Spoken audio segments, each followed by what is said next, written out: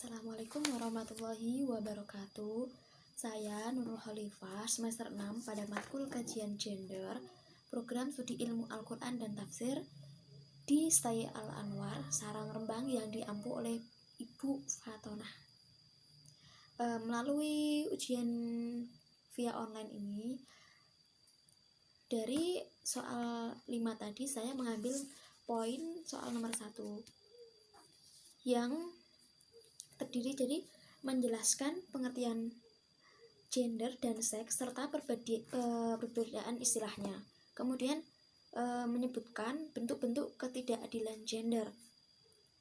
Yang terakhir berikut contohnya minimal 3. Baik dari pertanyaan di atas yang telah saya sebutkan tadi. Pertama, saya akan menjelaskan perbedaan dan pengertian gender dan seks. Seks itu suatu perbedaan biologis antara perempuan dan laki-laki. Tetapi kalau gender, suatu sifat yang melekat pada diri perempuan dan laki-laki yang dikonstruksi dan secara sosial maupun kultural, yakni gender tersebut suatu sifat yang melekat pada diri seorang laki-laki maupun perempuan yang merupakan peran atau identitas yang ada di dalam masyarakat, dan tersebut sudah dibentuk dalam masyarakat itu sendiri. Jadi berbeda ya antara seks dan gender. Kemudian yang kedua, bentuk-bentuk ketidakadilan gender. Ketidakadilan gender tersebut ada 5, yakni yang pertama kali adalah marginalisasi, kemudian subordinasi, kemudian stereotype atau pelabelan suatu sifat, kemudian kekerasan, yang terakhir adalah beban kerja. Saya akan menjelaskan satu persatu. Marginalisasi atau dari kata pinggir, terpinggirkan. Nah, marginalisasi ini asumsi gender yang dianggap perbedaan antara perempuan dan laki-laki. Jadi ketika seorang laki-laki dianggap seorang yang mencari nafkah, kemudian istri dianggap sebagai pencari nafkah tambahan, bukan wajib gitu. Jadi ketika ada profesi yang membedakan antara perempuan dan laki-laki, ini kemudian memunculkan perbedaan gender, perbedaan profesi yang mengakibatkan peran perempuan ini termarginalkan gitu. Kemudian kita bisa melihat contoh dari praktik marginalisasi atau fenomena marginalisasi yang ada di sekitar masyarakat kita, yakni banyak memunculkan pengangguran, banyak memunculkan ketidakadilan, kemiskinan, kebodohan, dan lain sebagainya. Itu udah sering terjadi di masyarakat ya Mbak ya. Kemudian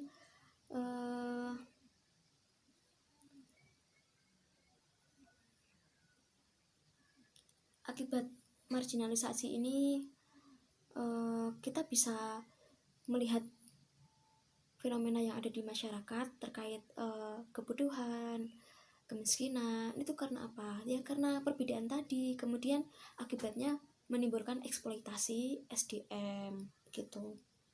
Kemudian yang kedua itu tadi apa? Subordinasi. Subordinasi itu lawan dari kata superioritas. Jadi ketika ada kekuasaan satu kemudian yang lain itu menimbulkan perbedaan, dan yang satu itu lebih rendah dari yang lain gitu loh. Gitu. Jadi apalagi terkait subordinasi antara perempuan dan laki-laki. Perempuan ini tersubordinasi dari si laki-laki tadi. Inilah perbedaan gendernya. Kemudian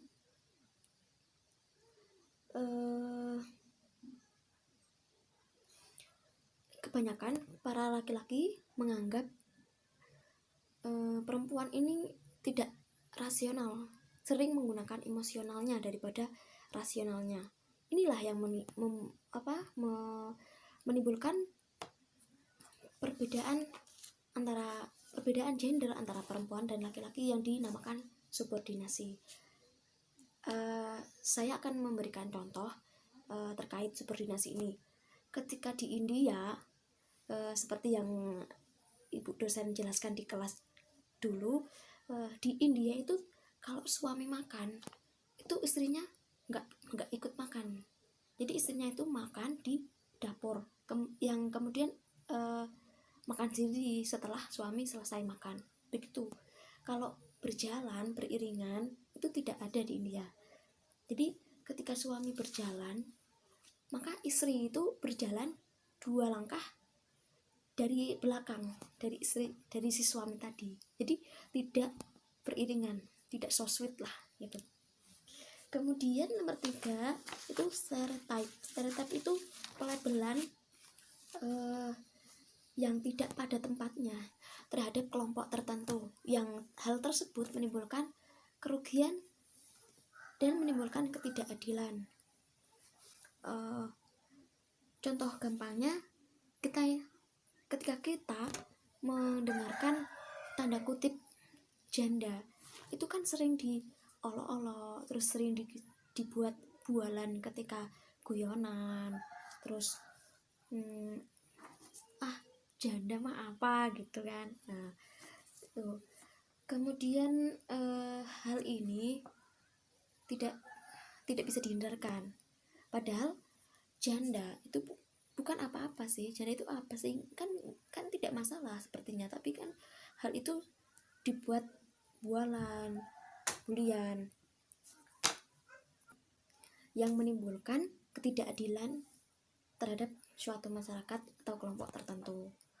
Padahal itu bukan apa-apa. Dan ketika bualan itu terjadi, bulian itu terjadi, inilah yang melahirkan stereotype gitu. Kemudian yang keempat tadi, kekerasan ini terbagi menjadi 2, kekerasan fisik maupun kekerasan non fisik. Jadi kekerasan fisik itu ketika contohnya si suami yang memukul atau menggunakan kontak fisik ketika berhadapan dengan istri, ketika istri tidak patuh atau melakukan kesalahan tertentu, itu kan tidak boleh seperti itu. Kemudian kekerasan non fisik itu yang tidak berhubungan fisik tapi berhubungan dengan psikis. Jadi ketika hal ini dinamakan kekerasan psikologi yang mengakibatkan istri itu takut atau istri itu tuh merasa tertekan kepada si suami tadi. Ini suatu contoh real dan gampangnya. Kemudian penyiksaan organ kelamin itu contoh yang paling umum juga ya Mbak. Terdapat kekerasan seperti itu yang mengakibatkan inilah perbedaan gender ini, laki-laki dan perempuan tadi.